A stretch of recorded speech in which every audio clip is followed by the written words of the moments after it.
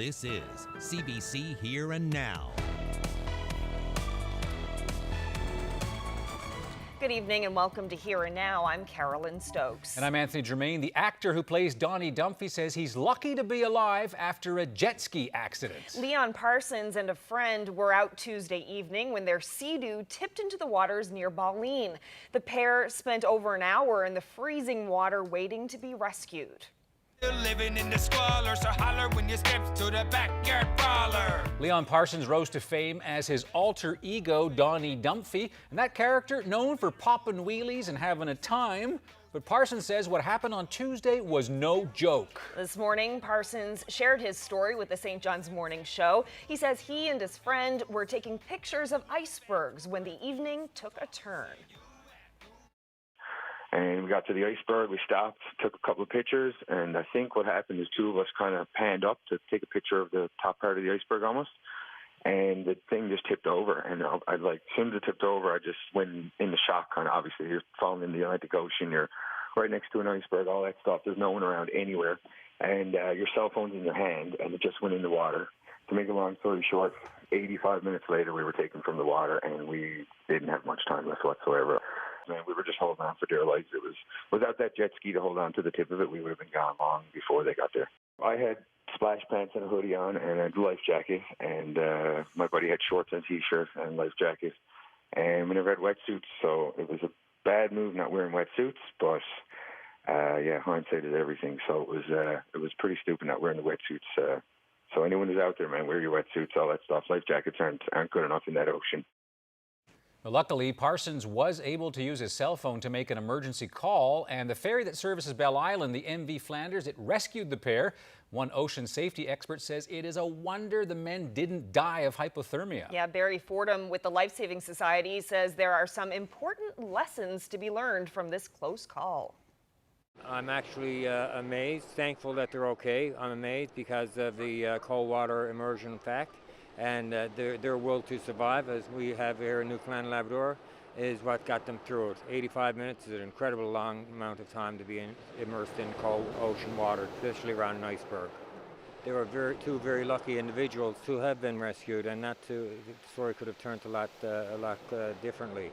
The most important thing I think that helped them was that they were wearing their life jackets, which is very, very instrumental and important for anybody out on the water. And as well as they had the presence of mind hold on to that cell phone to press the button 5 times, which was like an SOS which connected them to the Coast Guard. What are some of the lessons to be learned here looking at the situation? Well, I guess with regards to what they did out on the ocean is that if you're out in the ocean, you should not travel by one Sea-Doo only. You should have another Sea-Doo just in case, God forbid, that happens. And as well, they should be dressed appropriately. With wetsuits on or dry suits that protect you from the cold water immersion. And I don't mean to be critical of those two guys either. It's just lessons learned that you take away from that. This water treatment plant isn't going to meet a federal deadline to improve the water quality. Find out why that could mean fines and big costs to taxpayers coming up. Happy fall. Temperatures today quite cold across the region.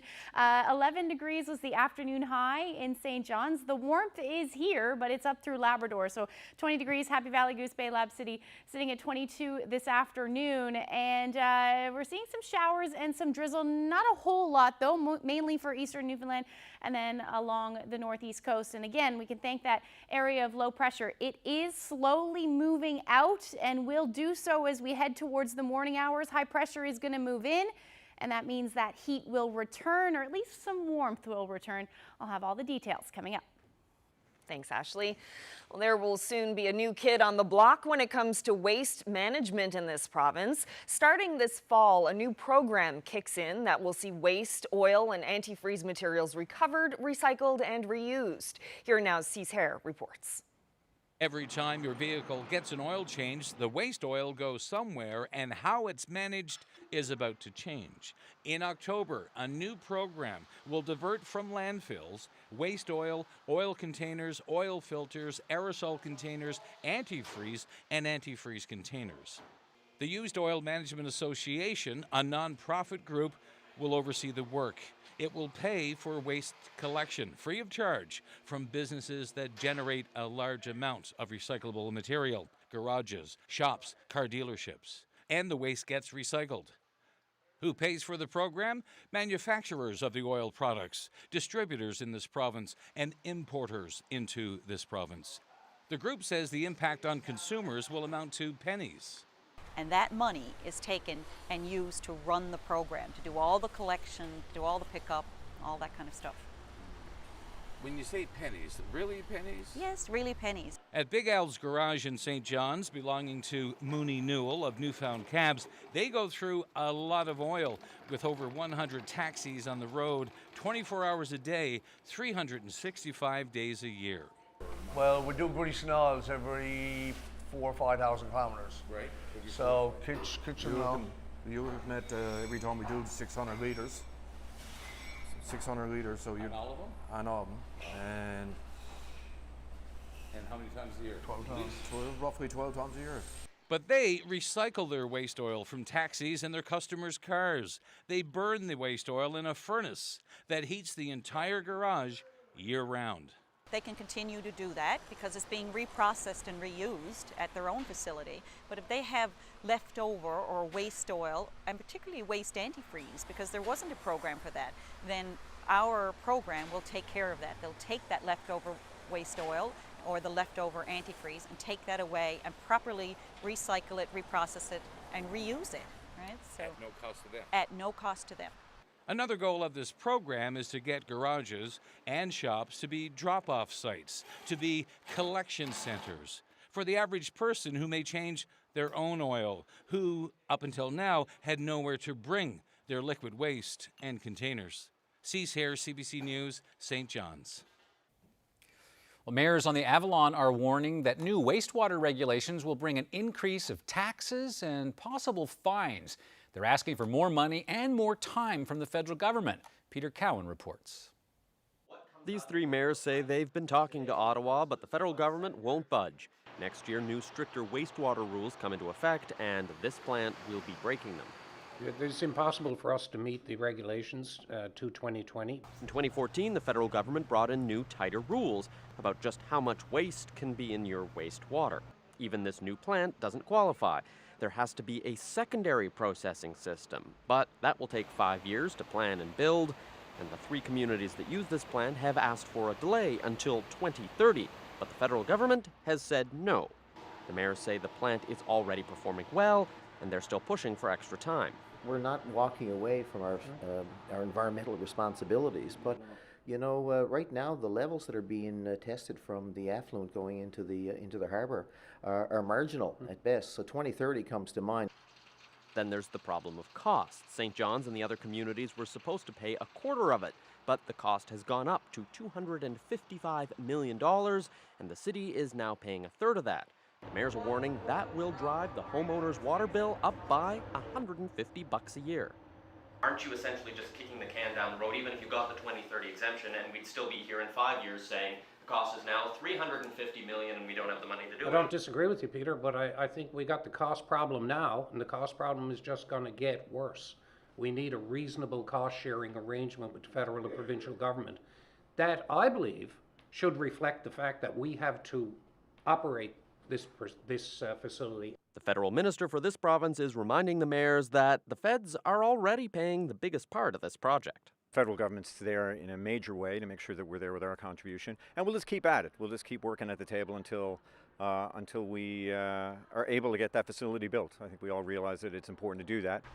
The timing of today's announcement isn't coincidental. It's now about 100 days from a federal election, and the hope from the mayors here today is that residents will make this an issue when politicians go door to door.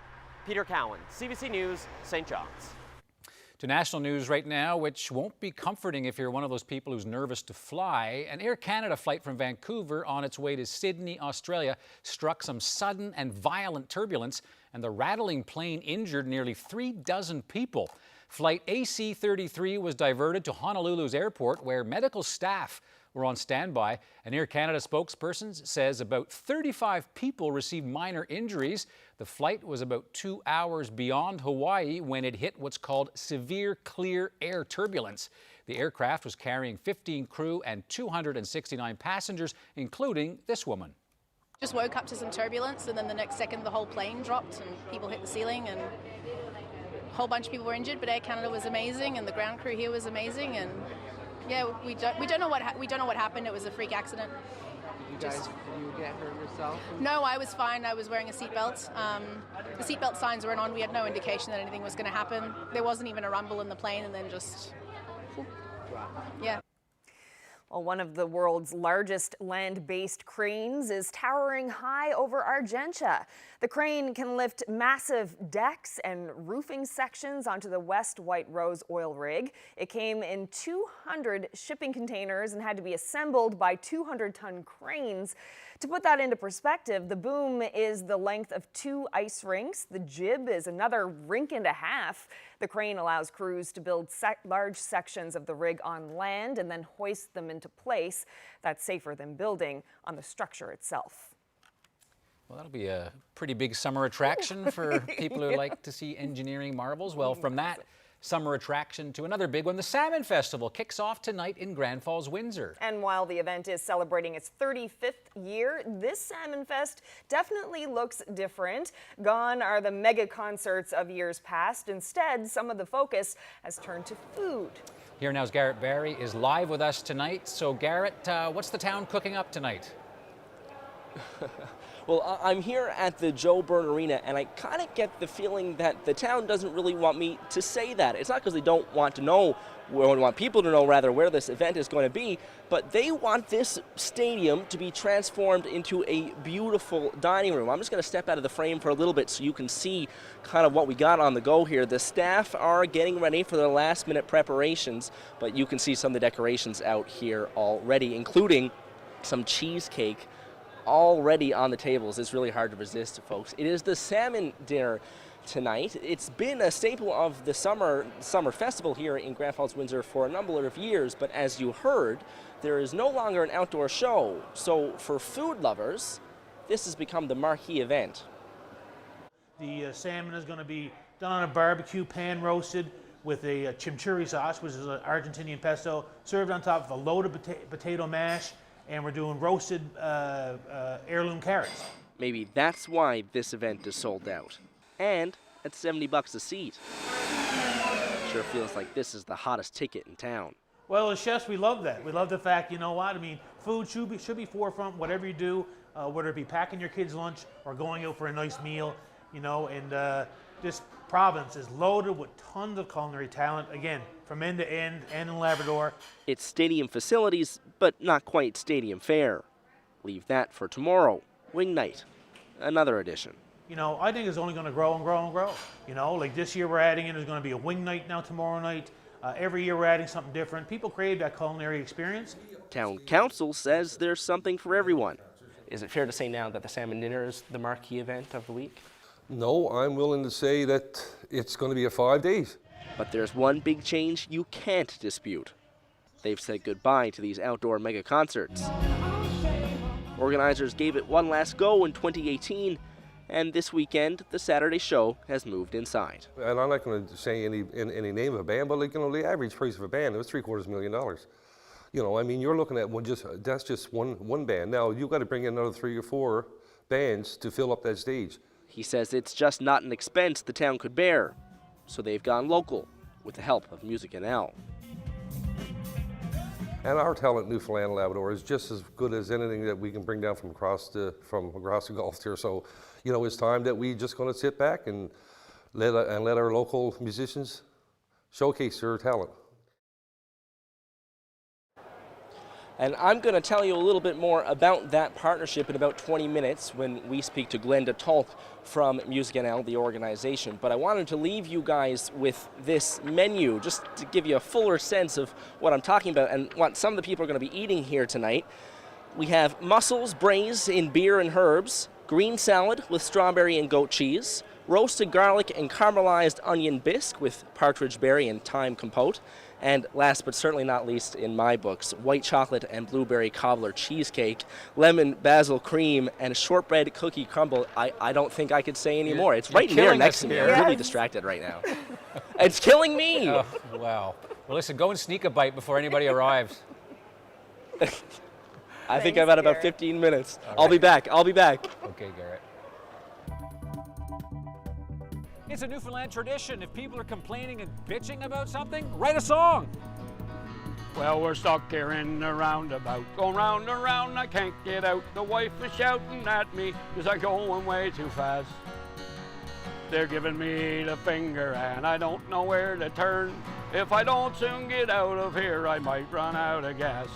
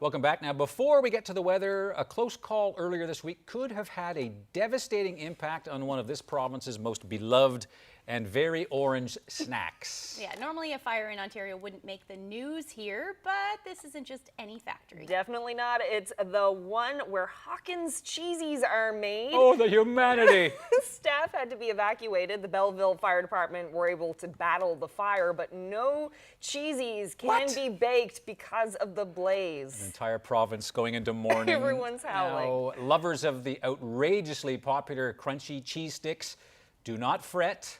The chips that leave your hands more orange than a dose of self-tanner are going to be safe. A spokesperson for the company says the Cheezies shall flow again this summer. We have been continuing to ship Cheezie's this last part of the week, which should calm down the Cheezie fans or our customers out now that, in Newfoundland and Labrador, and of course across Canada, that they know that there's still a supply of Cheezies flowing through the rail lines as we speak. Yep. Flowing through the rail lines. Yes. So great. Yeah. I happen to be married to an addict of these things, Oh, so right now she's really? probably saying, "Oh, thank God." All right. Yeah. Yeah, it was almost as bad as when Purity stopped making the hard bread that time, remember? Or the That- pickles. Oh, pickles. Pickles. Yes. What's next? Even Oh I my know goodness. the pickles. Yeah. So Ashley, you had a really nice event last night, didn't you? I did. What did you do? I had the opportunity to chat with some young women in the STEM or aspiring to go to into some STEM programs from Which is YNL. science, technology, engineering, and math. math. Yeah. And yeah, so there they are there. Had the opportunity to chat with them for a little bit. Had tons of questions, which was really great. It's so nice to see that there are programs like this that exist to get Yeah. women into science and technology. Any tough questions? Quite a few. Okay. Well, it's pretty, they just want to know what my journey was and how I got to be where I was today, because my physics degree led me here. So, yeah, it was interesting. Great time last night. Excellent. And, Nice. yeah, hoping all those girls get some sort of, they'll do well. Definitely Pursue do well. their dreams. They will pursue their dreams for sure. But yeah, we'll get to the weather because today was not very nice, especially along the northeast coast. Those temperatures feeling very fall-like, 7 to 9 degrees in some places. 11 was the afternoon morning high in St. John's. And then it was nice, though, down through the south coast where we did see some peaks of sun. Port aux Basques reached 18 degrees, and then we've got those 20-degree temperatures up through Happy Valley, Goose Bay, Churchill Falls, 18, and Lab City sitting at 22 this afternoon. Those temperatures have dropped, though. As I mentioned, 9 degrees right now in St. John's, 13 for Corner Brook, and still sitting at that 20-degree mark for most of Labrador. Now, the reason why we're seeing these cooler temperatures, been mentioning it, sounds like a broken record, but this low pressure system off the coast right now, it is moving away slowly, but it is going away. So we are going to see some clearing skies for parts of the province as we head through the night tonight. Going to hang on to some lingering drizzle and cloud cover, more than likely from Bonavista North all the way through to the Avalon as that low moves away, but clearing skies everywhere else. Those temperatures are going to dip tonight as well. We're looking at some shower activity continuing, again, Bonavista North all the way through to the Avalon as we continue to see this low. So here's your overnight lows, 5, 6, 7 degrees for the most part. Those northwesterlies for the Avalon, somewhere between 20 to 40 kilometers per hour. Otherwise, the west coast looking at light winds overnight, 5 degrees and clear skies for Port aux Basques, and 6 for Marystown, similar temperature up through the northern peninsula as well. Coastal areas still looking at temperatures in the single digits overnight, but generally clear skies because the ridge of high pressure is dominating. Still quite mild in Lab City, 12 degrees overnight with those southerly winds. Pretty light, 10 to 15 kilometers per hour. So I mentioned that ridge of high pressure, not anticipating completely clear skies though. We'll likely see a few cloudy periods in the mix across the island. Same up through Labrador. We'll see some increasing cloud. Lab City or Lab West, the best chances where we're going to see some of that cloud cover and showers move in. That will move in towards the early morning hours on Saturday as well. So here's your temperatures. We're covering slightly back into the teens for most areas. Those winds shifting to northwesterlies. And then still quite breezy. 20-degree mark as we head towards central. Grand Falls, Windsor, Harbor Breton, 16. Again, cloudy periods expected into the afternoon. 23 for Corner Brook, similar temperature for Grosse Morne, and then up through the northern peninsula. You're looking at temperatures in the high teens tomorrow. 23 degrees for Cartwright, and then heading towards Lab West. A little cooler, 18 degrees for Lab City with that chance of showers through the afternoon. So that's a look at your forecast. We'll look at your weekend when I come back.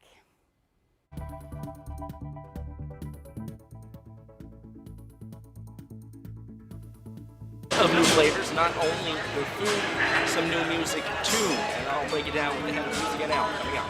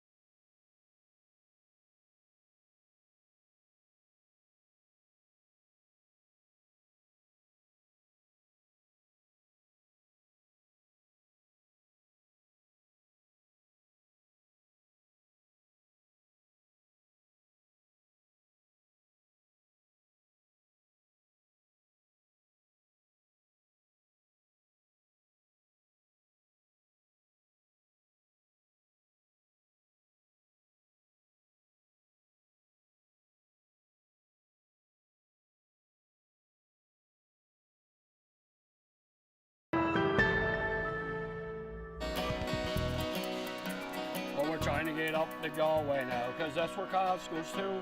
And you won't believe what happened next, but I swear to God it's true. We got up to Ruth Avenue and I cursed and raved and swore. There's 2 more bloody circles, they're smaller than before. Welcome back to Here and Now. Well, Ralph Martin has had to re-release his smash hit, and I mean smash because it's about Roundabout. So tell me about the song. Absolutely. Well, you know, there a couple of years ago when the Roundabout started to go in here, I was driving through the Roundabout there on Carwood Drive actually, and I thought, you know, I can see this being a real challenge for people from around the bay, so I started to write the song at that point. Well, we're in and all the roundabout, go round and round, I can't get out. Every time I tries to turn, there's someone in me way. I slammed me fist down on the dash. It's a wonder that we didn't crash. Headed for the outer ring and back around the bay. What is it about this province and roundabouts and Costco? It's almost like I don't know. It seems like they go together. You know, people come to town. They're always trying to get to Costco, and it seems like the roundabouts are popping up fairly close to Costco. So I guess it's a challenge for some people. Right. So when you actually sing in the song about the troubles you had and all that, have you actually been through the roundabouts yourself? Oh yes, I've been through the roundabouts, and it's a little bit tricky the first time. Yeah. But you only do it 2 or 3 times, and it's not too bad at all. And you've mastered it? Oh, I've mastered the roundabouts, absolutely. I think they're great. You say, in your song, you say the wife is angry at you. Is that true? Oh yes, because, well, you know, in the song there's about a couple from around the bay that came in, an older couple, trying to get to Costco, and quite confused in the roundabouts and kept going round and round, couldn't get out. Well, I'm gonna warn you now that if you ever goes to town, make sure you got a GPS to find your way around. There's too many one-way streets in there and too many ins and outs, and whatever you do, take your time in those bloody roundabouts. All right, so give me a sense of the reaction to this. Is this just sort of make fun of something that everyone's complaining about, or why'd you do this? Well, I wrote it because I could picture older people from around the bay, and including in my hometown, some friends of mine who said that they wouldn't go into a roundabout, but I could picture people coming into town and getting confused in a roundabout. So I come up with a few lines, and then I went on and wrote the song. Right. You know, going around in a roundabout and can't get out, right? Which happens to some people. They go around 3 or 4 times. Yeah, I heard someone say they were afraid they would get stuck in there and they'd run out of gas. Yes, exactly. So that's the reason I put that in my song. And going around so many times, and people giving you the finger, you don't know where to go, right? I was afraid I'd run out of gas before I got out. Yeah. So last question for you, Ralph. What is it about this sort of Newfoundland tradition of taking these kinds of things and just, you know, popping up a song about something like this just to have a laugh? Well, I think it's fabulous. You know, I think a lot of singers going right back through the years in Newfoundland is always trying to capture our heritage, you know, in songs. And this isn't just a new era, I guess, but roundabouts is part of it, and I just think it'd be great to capture all this stuff in songs and make it funny as well. All right. Listen, Ralph, it's always a pleasure. Thank you very much. Thank you. Whatever you do, take your time in those bloody roundabouts.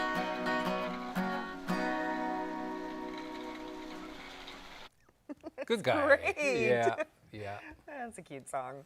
And if you want to check out the Bloody Roundabout song and other funny folksy tunes, there is a website. Yeah, and just so happens, if you saw his cap there, Ralph's son Jason is his dad's agent of sorts, and you can head to jasonrmartin.ca to check out more.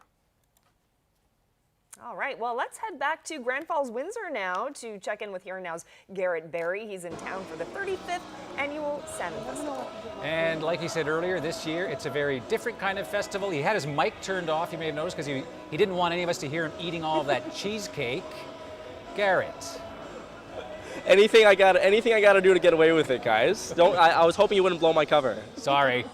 No, but I am here, and we talked about the different types of taste, of course, what I was trying to say. We had different types of tastes and food, and also in music. I'm here now with Glenda Talk, the Executive Director of Music NL, and I was telling you the shows that we're having in the week are much more local than they might have been in years past. Can you just kind of tell me how you decided to pick who was going to come and who were going to fill these shows?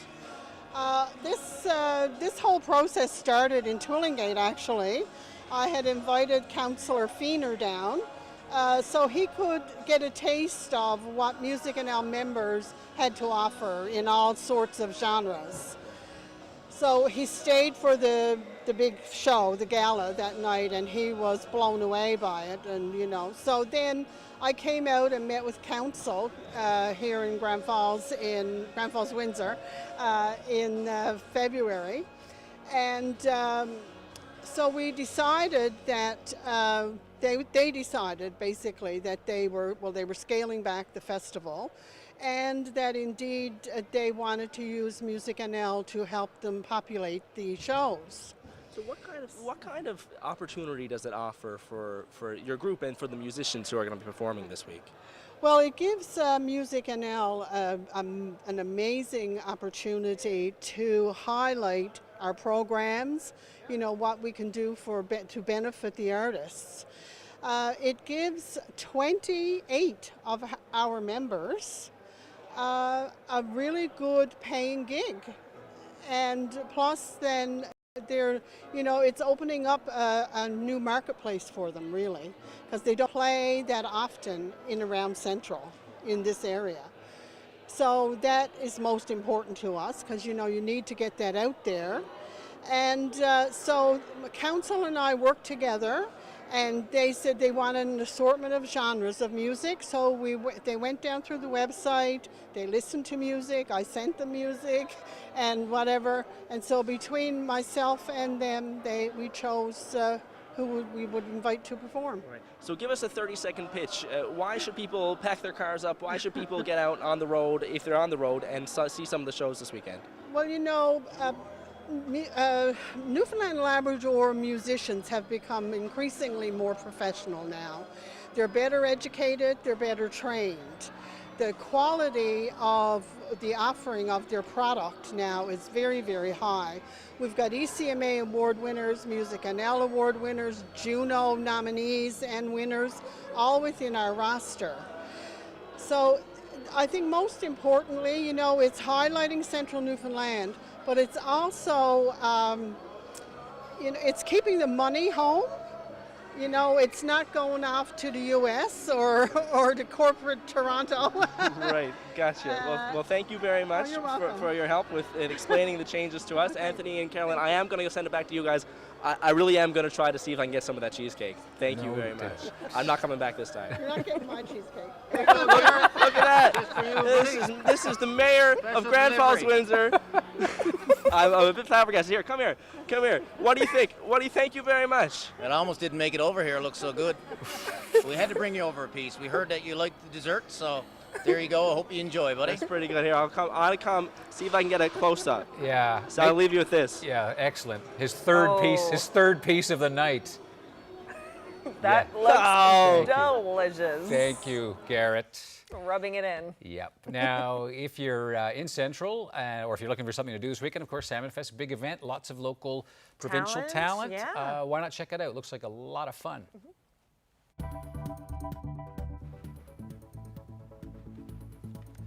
From the Salmon Fest to a festival of a different kind, balloonists from around the world have turned the skies over central Turkey into a kaleidoscope of colors for ballooning.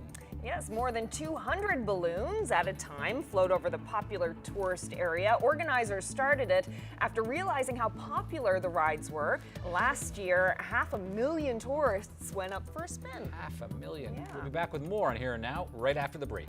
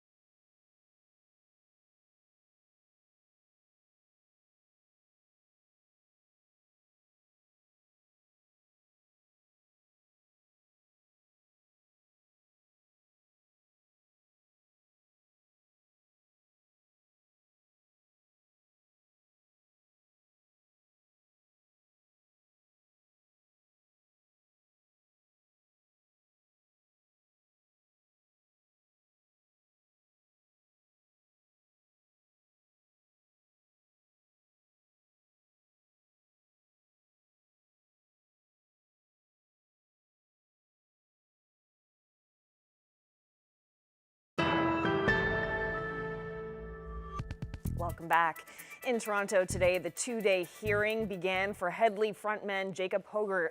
The 35-year-old singer is facing sex-related charges. He was arrested last summer following a 4-month police investigation. He's pleaded not guilty. CBC's Megan Fitzpatrick has this report from outside the Toronto courthouse. All of the evidence that we're hearing so far today, the evidence that is presented at a preliminary hearing, is subject to a publication ban. So I can't tell you the details of what we're hearing in the court.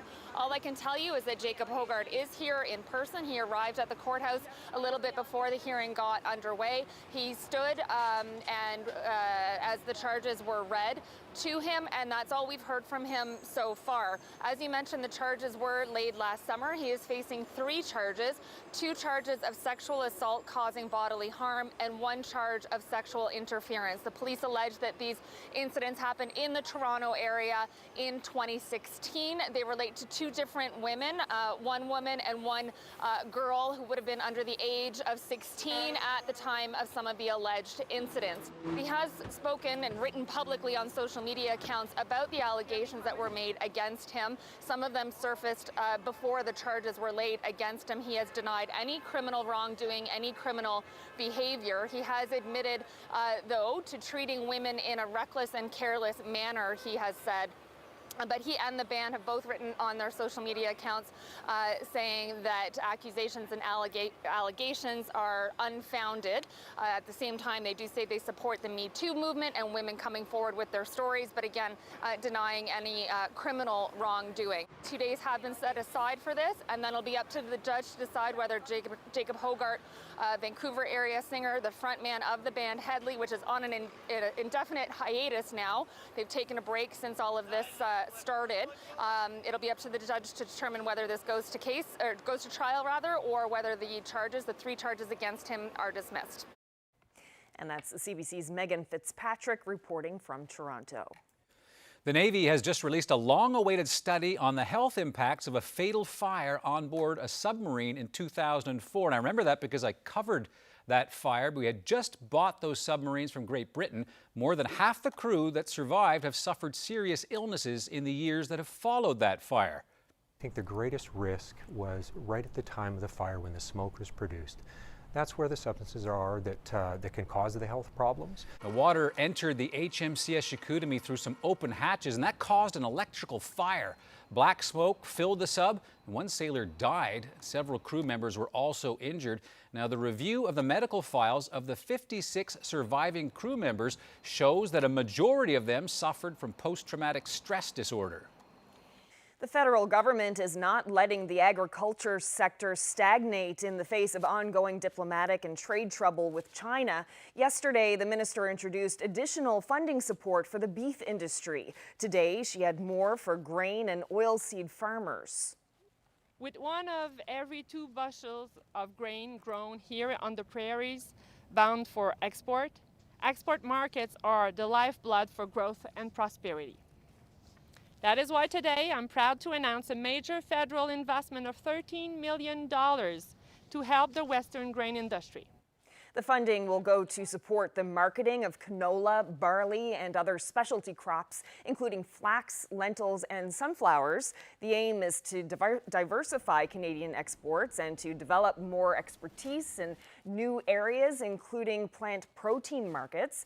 Industry representatives say their organizations are working on diversifying to Pakistan, Bangladesh, Japan, and Mexico.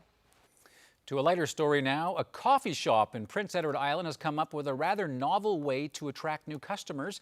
They have a couple of exceedingly affectionate little guys hanging around, and they also raise money for a good cause. CBC's Sarah Kivni-Voss has more. He was looking right into your eyes there, I think. You wouldn't know it, but this is part of a coffee shop. This goat pen is behind Fancy's Coffee Counter in Murray River. It's fun for customers, and it's also helping a local organization. Just really helping out anything in the communities. It feels good for us. Like we never started the coffee shop hoping to get rich, but it's really awesome to be able to give back a little bit, and it makes us feel good about being here. A group called Inclusions East supplies 40% of the baked goods here. That group helps people with intellectual disabilities find jobs and learn new skills. The shop hired James Larder. I clean the hay and rake up the leaves. And how do you like working with the goats? Good. Why? I love it. When we got the opportunity to hire someone new, and I'd worked with Inclusions East in the past, just teaching an international cooking class, which was something fun for me to do. They impressed me so much with their skills, so I said, why wouldn't we hire somebody from there and get them working for us? Stephen Fancy knows what it's like to face a challenge. He's legally blind. I wouldn't have got to this point where I am in my career and with my life and all the things that I've done without tons of support. So it's just, if I get a chance to do that, yeah, it feels really good to finally give back. He learned to use this machine by following its sounds. Any tips he makes from coffees or other orders, he donates back. It's like the coolest thing I've ever heard. People visit the goats for free and can also make a donation. The money collected will help build a new center for Inclusions East. Sarah Kivanivos, CBC News, Murray River.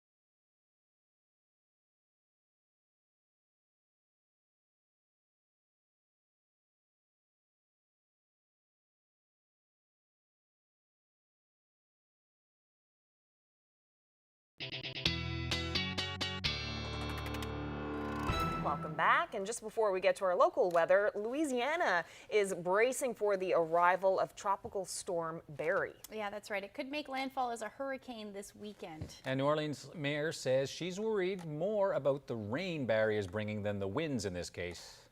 Do expect that this storm will be slow moving. What that means is that there is a possibility, as it's moving slow, that we're going to get heavy rainfall for up to 48 hours it could be.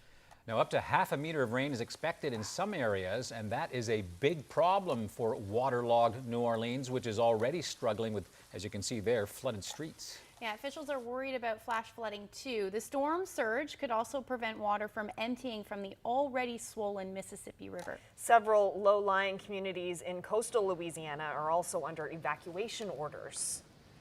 Not a good situation. Yeah. No, that's the problem with those slow-moving storms. Floating away on a mattress. Yeah, pretty serious. Yeah. It is, yeah. Yeah. So looking ahead now to the long range. Yeah, we're going to go quickly, though. We're going to go through tomorrow's forecast because those of you headed to Salmon Fest tomorrow afternoon or at any time, really, you're looking at some nice temperatures. 21 degrees, some sunshine to start your beginning of the weekend anyway. And otherwise, we're looking at temperatures much nicer than we're seeing today. Should reach a high near 16 degrees in St. John's. But again, the morning, we're still looking at some lingering drizzle and some cloud cover. And then eventually we'll see some cloudy periods into the afternoon. So as we head into Saturday, though, the next weather maker will move in. So it's going to bring some cloud cover with it through the overnight, and in towards the morning hours is when we'll start to see that rain. Could see heavy at times along the south coast, and that's going to spread across the island as we head through the day and into the beginning of Sunday morning. And then up through Labrador, going to stay unsettled as well with that potential for some showers. So here's a look at the temperatures. Still quite nice for Saturday, somewhere between 19 and 22 degrees. A little cooler along the south coast, though. Port aux Basques should only reach a high near 14 degrees. And then up through the Straits and the Northern Peninsula, 15, 16 degrees. So those mid-teen temperatures. And then 20 degrees through Central. Happy Valley Goose Bay sitting around 18 degrees for your Saturday, and Lab City pretty similar with that shower activity expected. Cartwright, beautiful though, sunshine and 21 degrees. So looking for the rest of the weekend, it does look unsettled, so that potential for some showers, that cloud cover sticking around right through Sunday, it looks like, with the best chance of some showers into the afternoon for the Avalon, and then maybe a few breaks in the cloud cover into the afternoon for the southwestern portion of the island. And then we're looking at nothing but rain for most of the Big Land as we head towards even into Monday. And then even looking ahead as well, we're going to continue to see this wet pattern for the beginning of next week, even into Tuesday as well. Another area of low pressure will move in. So here's a look at the next 5 days. Those temperatures slowly getting better, though. 16 degrees tomorrow, and then heading towards the 20-degree mark. Pushing itself a little bit further, though. Monday looking at the 22-degree mark and 21 for Tuesday. But again, have essentially the chance of showers right through the weekend. Saturday looks like it should stay dry, but generally cloudy into the afternoon. For central Newfoundland, 21 degrees into Saturday, that rain arriving on Sunday and then sticking around through Tuesday with those temperatures hovering around the 20-degree mark, plus or minus 1 or 2 degrees. And then for western Newfoundland, sunshine tomorrow, beautiful afternoon. Again, a few cloudy periods in the mix there, though, and then we get into those gray skies, and it looks like it'll stay that way through the beginning of next week. And then for eastern Labrador, 24 degrees tomorrow, and then we dip a little bit, but still around seasonal for this time of year, hanging on to that chance of showers right through Tuesday. And then similar for western Labrador, but you're going to see that cloud cover and showers move in and then continue right into next week. So that's a look at your forecast. I'll have a nice weather photo when I come back. Carolyn? Thanks, Ashley. Well, now let's head out to Calgary, where the Stampede is underway. We're often looking at the athletes that take part in those wild riding events, but what about the folks who are behind the scenes? CBC Sports takes an inside look at a school that's training the next generation of Stampede outriders. 41 years ago, I had my first outriding school right here in this arena. And we throw it to bring younger generation back into the sport, or keep the sport going. When you're like this, now this horse can do whatever. I don't really have much power. Yeah. This way I can tilt my wrist, I can push him, I can pull him. We got all different ages, different sexes, everything, and it's good, having women, having men, it don't matter. Pull, pull, pull. There, good job. You got to have a big heart, you got to have the smarts, you got to have everything, because you're basically, when that horn goes, she's a wild ride. You got to be able to get on that horse, you got to know what's happening. There's a lot going on in a very short amount of time. An outrider is really important to the sport for a lot of different reasons. Being able to help our drivers out. It's a really consequential kind of sport where if you kind of make a mistake, like you could cost someone, let's say the Dash for Cash at the Calgary Stampede, like $100,000. You really work your arms, and you gotta beware of the horses because they might trample you. There you go, good job. And you have to be able to run fast. You can't be slow, you can't be lazy, you have to be very active.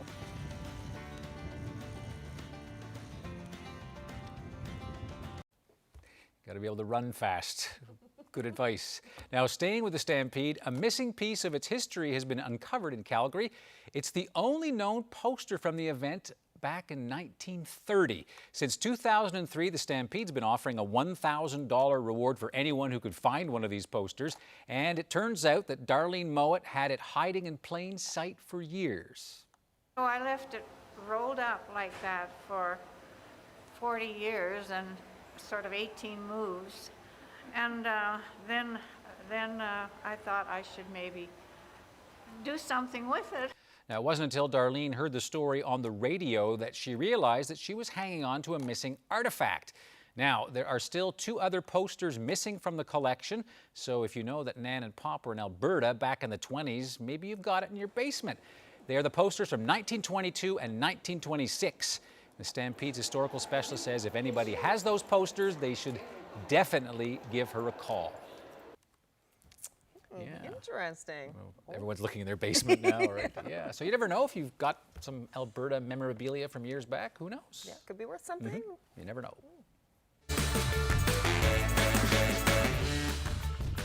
Well, I want to know where you're to. This photo was sent to us by Joanne Healy, and she took it somewhere along the northeast coast. Take a guess, and I'll tell you where it was taken.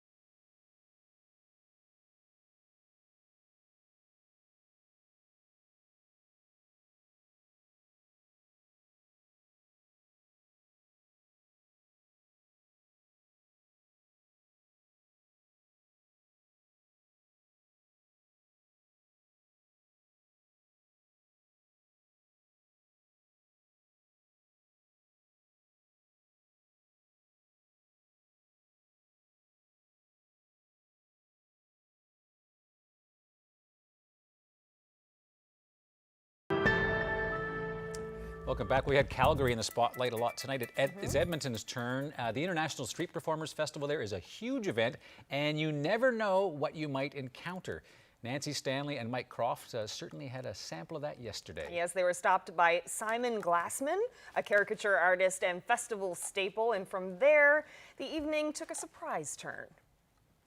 Is it a yes? Yes, I forgot to say anything. Mike had been planning this proposal for a while with Simon, but the rain was making it too difficult to get Nancy to the festival. Nancy says at first she was confused why the artist didn't draw her and couldn't see what he was holding because she wasn't wearing her glasses.